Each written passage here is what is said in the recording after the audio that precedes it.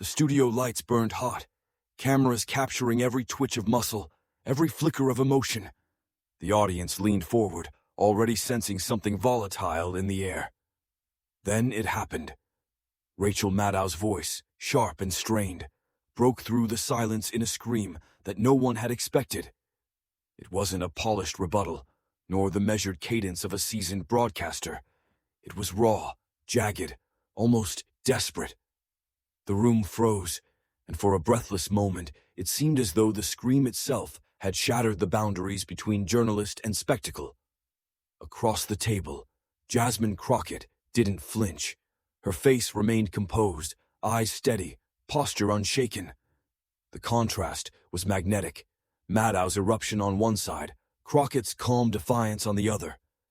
Viewers who had tuned in for yet another political exchange suddenly found themselves watching something else entirely. A battle of nerves, a clash of temperaments, a moment that felt bigger than politics. As Maddow's voice echoed into silence, it carried not just frustration, but a challenge, an unspoken dare. It was the kind of outburst meant to rattle, to unseat, to remind the world who still held the microphone. But what no one in that studio knew, what millions of viewers across the country were about to discover, was that Crockett had been waiting her whole life for moments like this. The scream was loud, but the silence after was louder. And it was in that silence that Jasmine Crockett found her power. A hush fell over the panel. You could almost hear the pulse of anticipation, the question forming in every mind. How would Crockett respond? Cameras zoomed closer, the nation unknowingly seconds away from a clip that would dominate headlines, hashtags, and group chats for days to come. Her lips parted slowly, her voice low, deliberate, and steady. Not rushed, not rattled. In a world where volume often masky, read as authority, Crockett's stillness was a kind of rebellion. She leaned forward, and with each word she delivered, the air in the room seemed to shift. The scream had been shocking, yes, but what Jasmine Crockett was about to say, what would leave her opponent speechless and send social media into a frenzy, was something else entirely.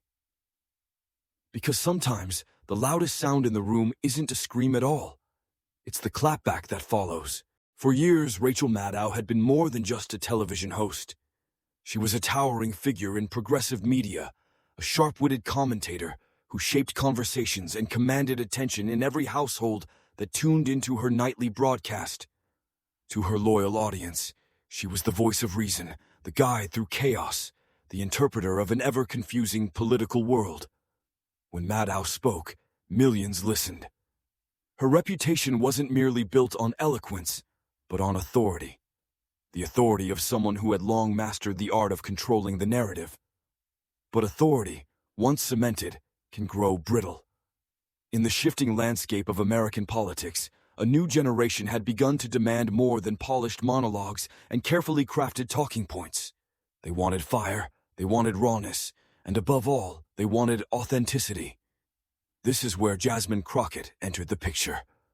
Unlike Maddow, Crockett wasn't trained in the polished rhythms of primetime punditry. She was unfiltered, unapologetic, and carried with her the scars of lived experience. Where Maddow spoke with the confidence of someone backed by years of broadcasting power, Crockett spoke with the urgency of someone whose community had too often been left voiceless. This clash was bigger than two women trading words on a studio stage. It was the collision of two eras, an establishment voice that had defined progressive media for decades, and a rising leader who embodied the hunger for fresh, unapologetic truth. To dismiss Crockett was to dismiss the communities she represented, the people who saw in her not just a politician, but a mirror of their own struggles.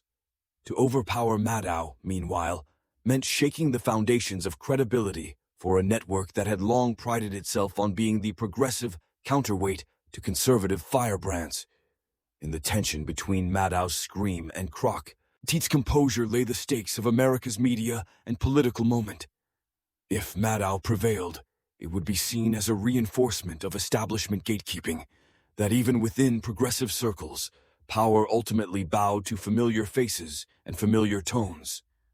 But if Crockett held her ground, if her voice resonated louder than Maddow's scream, it would mark a generational turning point. It would signal that the future of progressive politics did not belong solely to polished commentators, but to those willing to speak truth without apology. And this mattered for more than television ratings. At stake was the credibility of journalism itself. Could the old guard still command respect in an era of viral clips, TikTok soundbites, and grassroots voices cutting through the noise? Or would the media's traditional arbiters of truth be replaced by rising figures who earned their credibility not from studio lights, but from authenticity, lived reality, and courage in the face of establishment power? Millions of viewers were watching, not just to see a debate, but to witness this very question unfold. The scream had cracked open the tension, but the real drama was in what would come next. Because audiences weren't tuning in for civility. They were tuning in for a battle of conviction, for proof that their values and frustrations had a champion willing to stand tall against even the most established voices. And it was in this heated studio clash, under the glare of unforgiving lights and the pressure of millions of eyes, that Jasmine Crockett would deliver the line heard round the internet. One that would turn the balance of power upside down. For more than a decade, Rachel Maddow had been a household name, a figure who combined sharp intellect with biting wit, commanding both respect and loyalty from millions of viewers across the political spectrum. She was not merely a broadcaster, but a storyteller, someone who could weave together complex threads of history, law, and politics into a seamless narrative that made her audience feel enlightened, even empowered. In the early days of her career, this talent made her a champion of progressive America. She was the one who could stand toe-to-toe with conservative firebrands, dismantling their arguments with surgical precision.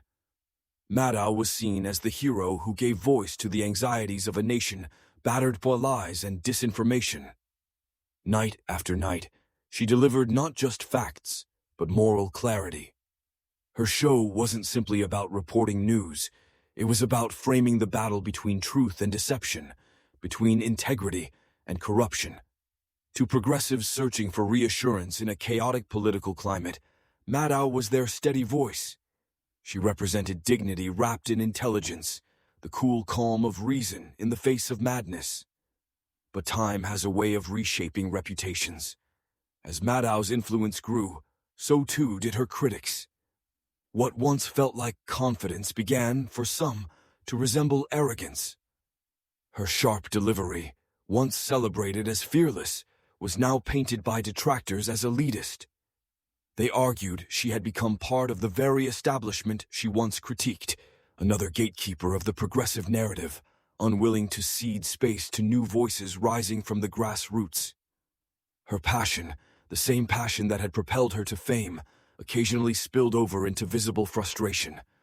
On air, viewers began noticing flashes of impatience, moments where her emotions boiled to the surface. She would interrupt guests, talk over them, or punctuate debates with cutting sarcasm that, while entertaining, left an impression of someone unwilling to share the stage. Supporters defended her intensity as proof of authenticity. Critics, however, saw it as evidence that she had grown too comfortable, too certain of her place at the top. Still, Maddow remained formidable.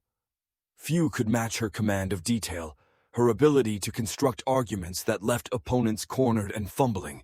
She was a media titan, her brand synonymous with intellectual rigor. Walking into a room with Maddow meant stepping into an arena where she dictated the terms of engagement. And in that arena, most adversaries struggled to survive, let alone thrive. Her scream wasn't just about the words being spoken in that studio. It was about the weight of expectations pressing down on her shoulders. She had carried the banner of progressive media for years, but in that instant, she seemed less like the confident hero of truth-telling and more like an establishment figure struggling to hold her ground against a new kind of energy she couldn't fully control. For her supporters, the scream was excusable, a sign of passion, proof that she still cared deeply about the fight. But for critics, it was confirmation of what they had long suspected, that Rachel Maddow, once the fearless champion, had become too entrenched, too rigid, too unwilling to let go of her role as the gatekeeper of progressive truth. And that's why the moment mattered, because the scream wasn't the end of Maddow's dominance. It was the beginning of its unraveling.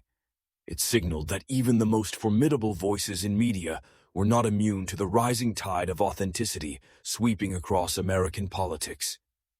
But Maddow's dominance would be tested that night by someone who refused to play by the old rules. Before the lights of the studio and the roar of viral fame, Jasmine Crockett's story began in places far from the glamour of television sets or the marble halls of Congress. Born and raised in St. Louis, she knew from an early age what it meant to live in a world that often ignored, or worse, dismissed the voices of people who looked like her. The daughter of working-class parents, Crockett didn't inherit privilege or a ready-made platform.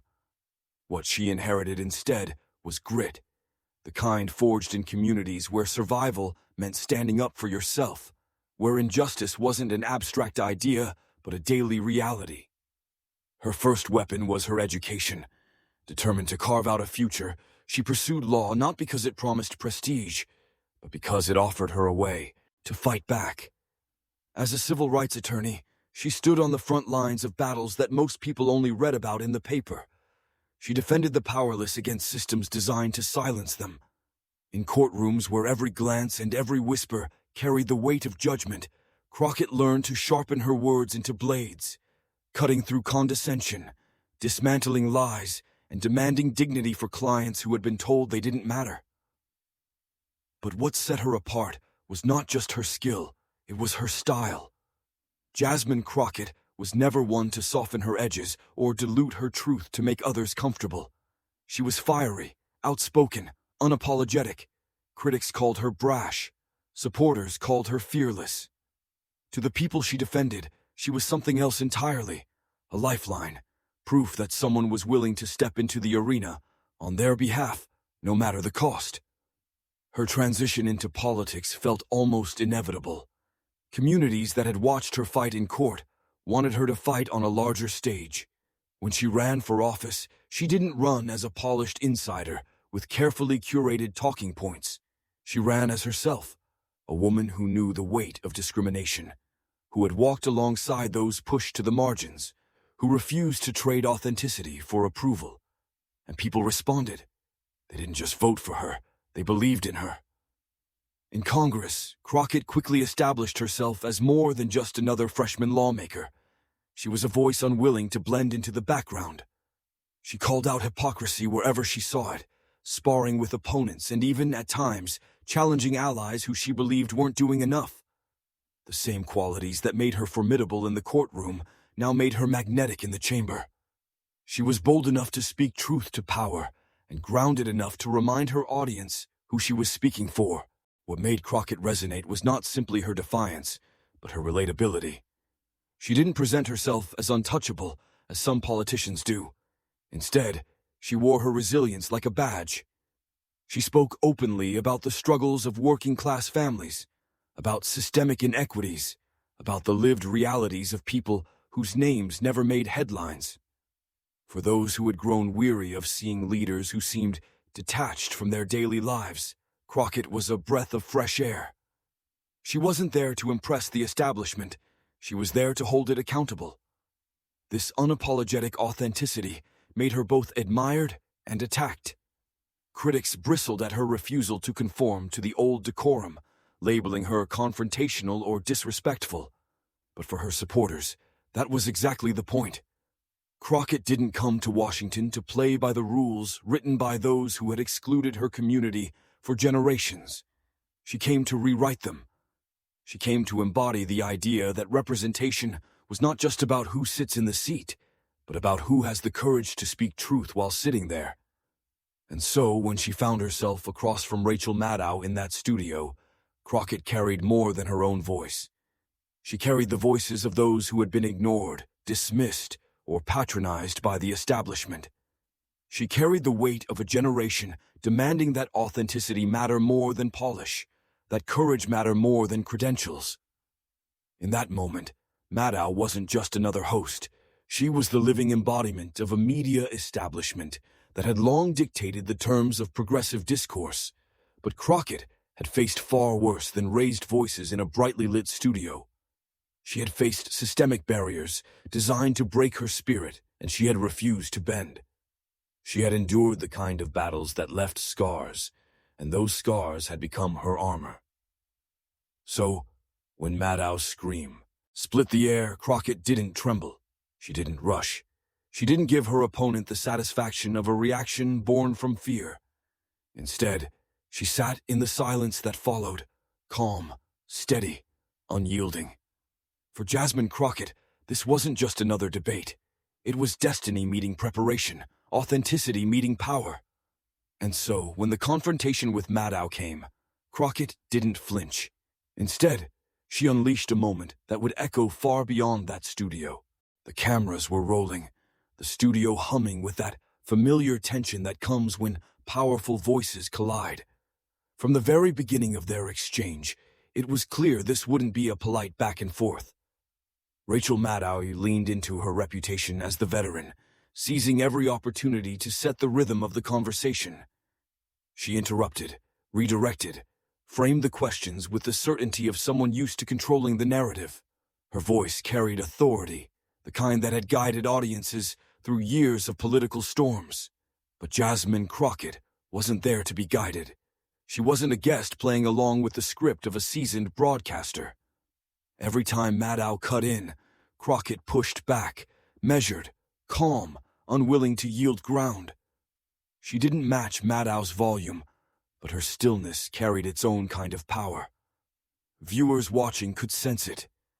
Maddow was trying to steer, but Crockett was refusing to be steered. As the exchange intensified, Maddow's interruptions grew sharper. She pressed with a tone that was less about dialogue and more about dominance. The tension was thick enough to feel through the screen. It wasn't just two women disagreeing. It was two eras of progressive politics colliding in real time. The audience leaned closer, pulses quickening. This wasn't politics as usual. This was a showdown. Crockett, for her part, never wavered. She responded with clarity, her words deliberate, her gaze unbroken. Every time Maddow tried to wrest the narrative, Crockett reclaimed it. And with each calm rebuttal, the balance of power in the room began to shift, almost imperceptibly at first, but enough that viewers could feel it. Maddow, the seasoned professional, seemed to be slipping out of rhythm. The heat in the studio became palpable. Maddow's body language betrayed her growing frustration, leaning forward, eyebrows raised, gestures sharper than on before. Crockett remained poised, as though every attempt to rattle her only reinforced her resolve. The clash was magnetic. Millions of people who had tuned in expecting commentary were now witnessing something that felt like history in motion. And then came the moment that would define the night. Maddow's composure broke. She raised her voice, her words tumbling over each other with force, and then, suddenly, the scream. It cut through the air like a lightning strike, visceral, raw, jarring. It wasn't polished or strategic. It was unrestrained emotion erupting in the middle of live television. The scream wasn't just heard, it was felt. The studio audience stiffened, online. Viewers watching the live feed typed frantically, flooding comment sections with shock. For a split second, everything seemed to stop. It was the kind of outburst that left no one indifferent. Either it was seen as passion or as loss of control. But whatever it was, it marked the breaking point. Crockett sat perfectly still. Her calm against Maddow's eruption was almost cinematic in its contrast. The scream hung in the air, echoing in the silence that followed. Maddow had drawn a line, but it was shaky, built on noise rather than strength. The nation collectively held its breath, waiting to see how Crockett would respond. This was the moment everything had been building toward. The moment that would either confirm Maddow's dominance or crown Crockett as a new voice of authority. The stakes weren't just personal, they were symbolic of the broader shift happening in America's political culture. Would establishment power hold its grip, or would authenticity and composure redefine what strength looked like? The audience didn't have to wait long. Crockett leaned forward, her expression unchanging, her voice steady. The words she was about to deliver were not rushed, not screamed, but chosen with surgical precision. But Crockett's reply would silence the studio and send millions online into frenzy. The silence after Rachel Maddow's scream was thick, a silence so loaded that every breath, every flicker of expression became part of the drama. Viewers across the nation leaned closer to their screens, bracing themselves for what would happen next. Maddow's face still carried the tension of her outburst, her jaw set, her eyes sharp, her shoulders leaning forward as if daring Jasmine Crockett to falter. This was Maddow at her most raw, but also her most vulnerable.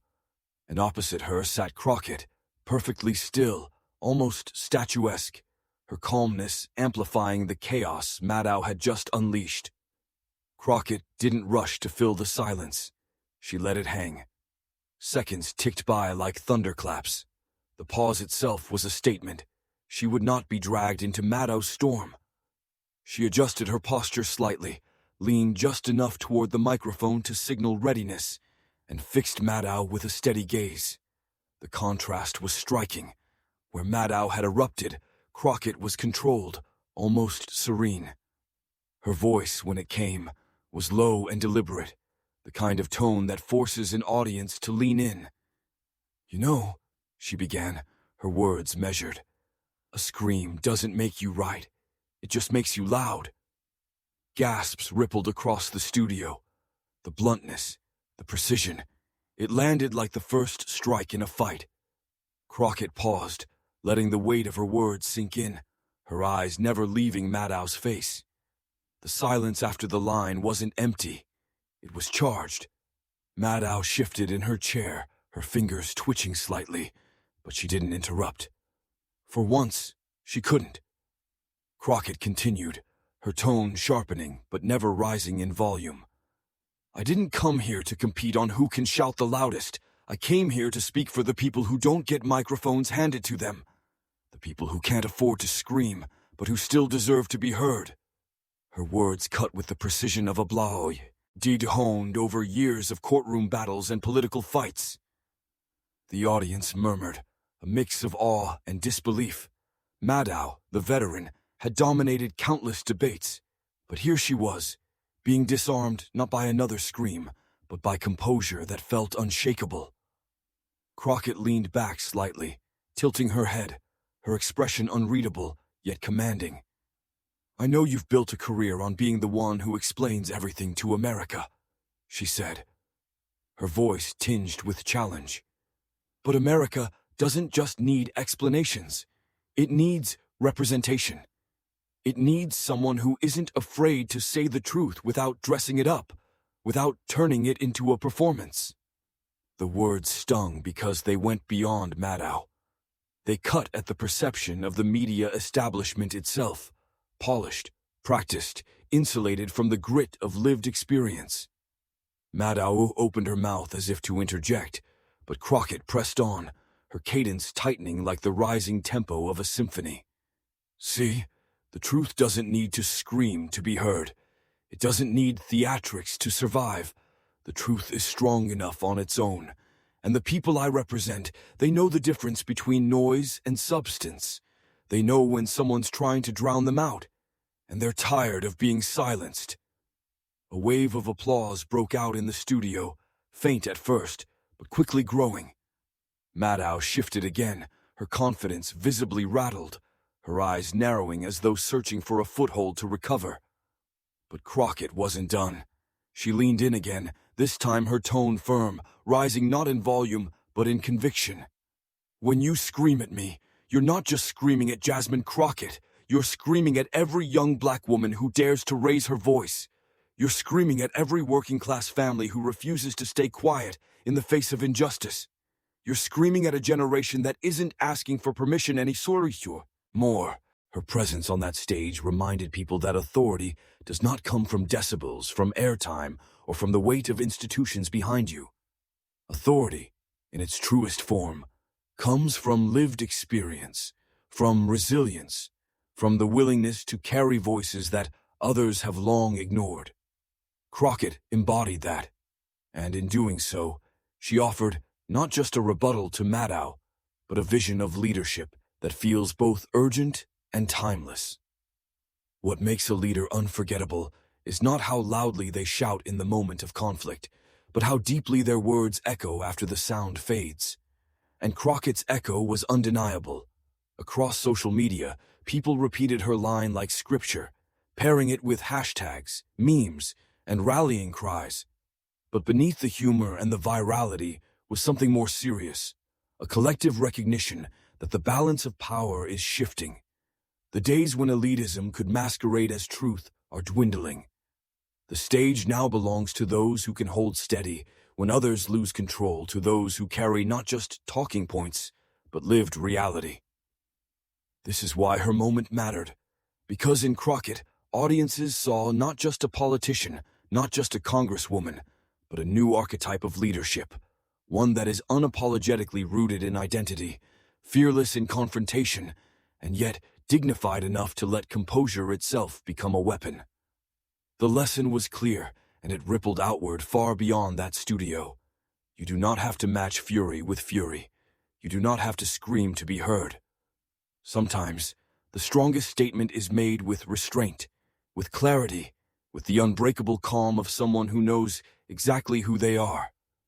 And as the clip replayed again and again, that message sank deeper. People weren't just entertained, they were inspired. They weren't just watching a fight, they were watching the emergence of a truth-teller who refused to bow, who carried her community with her, and who reminded a nation weary of noise what real strength looks like. Her words lingered long after the broadcast ended, long after the headlines faded, long after the scroll of the feed moved on. They lingered because they answered a question America has been asking itself in a time of chaos and division. What kind of voice do we trust? And Jasmine Crockett, with calm and conviction, gave millions the answer. Section 9. Outro Call to Action. 300 words. Rachel Maddow screamed. That's what drew the headlines, the gasps, the rewinds. But history won't remember the scream.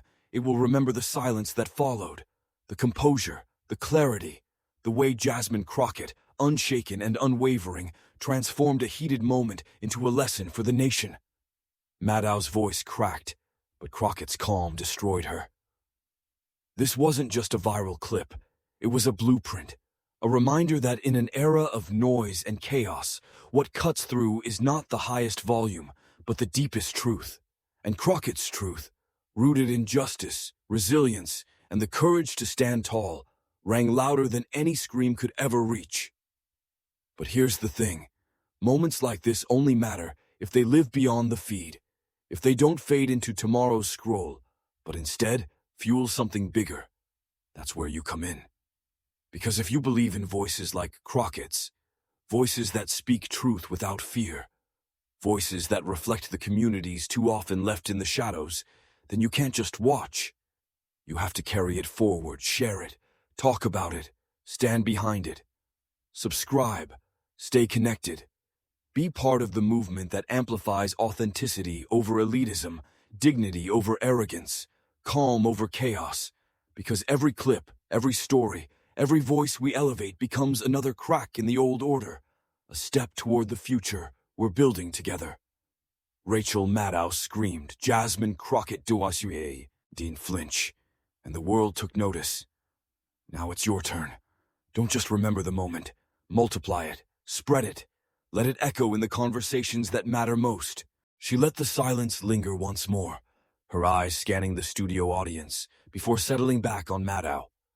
Then, with a slight, almost imperceptible smile, Crockett delivered the line that would ricochet across the internet. And here's the thing. Your scream might trend for a minute, but my words, they'll last a lifetime. The studio erupted, Some gasped, some applauded, some simply stared in stunned silence. The balance of power had shifted completely. Maddow, rattled and visibly unsettled, tried to regain her composure, but it was too late. Crockett's clapback had landed, clean and devastating, the kind of line that didn't just win arguments, but rewrote narratives. In living rooms, on laptops, and across phone screens, viewers felt the electricity of the moment. This wasn't just a rebuttal, it was a mic drop, a cinematic takedown that crystallized everything people had been feeling about authenticity, representation, and power. Crockett's delivery, calm yet piercing, had transformed Maddow's scream from a show of dominance into a symbol of desperation. The camera lingered on Crockett's composed face, her eyes steady, her posture unshaken. Maddow glanced down at her notes, her usual arsenal of control slipping from her hands. The studio belonged to Crockett now, and everyone watching knew it. It was the kind of exchange that didn't just end a debate, it ignited a cultural moment. The audience could feel it, the crew could feel it, and soon the world would too. Because in that instant, a single clapback had done what hours of commentary never could. It captured the raw essence of truth, standing firm against power. But that was just the beginning, because within minutes, the internet would explode. In the hours that followed, clips of Jasmine Crockett's clapback spread across every corner of the digital world.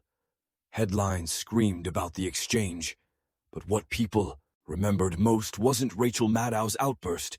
It was the unshakable poise of the woman who sat across from her. What began as a heated moment in a television studio had become something larger, something symbolic. It wasn't just viral entertainment. It was a parable, a live demonstration of truth over elitism, dignity over volume, authenticity over performance. Because in that moment, America wasn't watching a clash between two individuals. It was watching the collision of eras. Maddow, respected, sharp, but tied to an older model of media dominance, had met someone who refused to play the game by the old rules. And in Crockett's restraint, in her refusal to shout back, millions saw a form of power that can't be manufactured. A power rooted not in theatrics, but in conviction.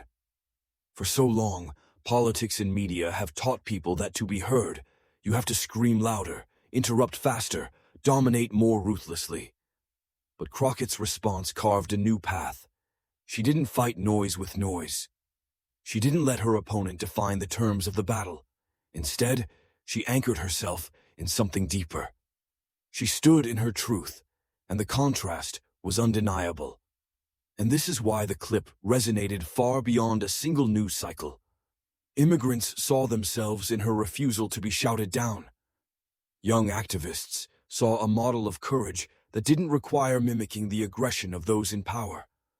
Women of color, so often told to modulate their tone, to soften their edges, to hold back, saw a reflection of what it means to stand tall in the storm and declare, "I am here, and I will not flinch." That was the moral heartbeat of the moment.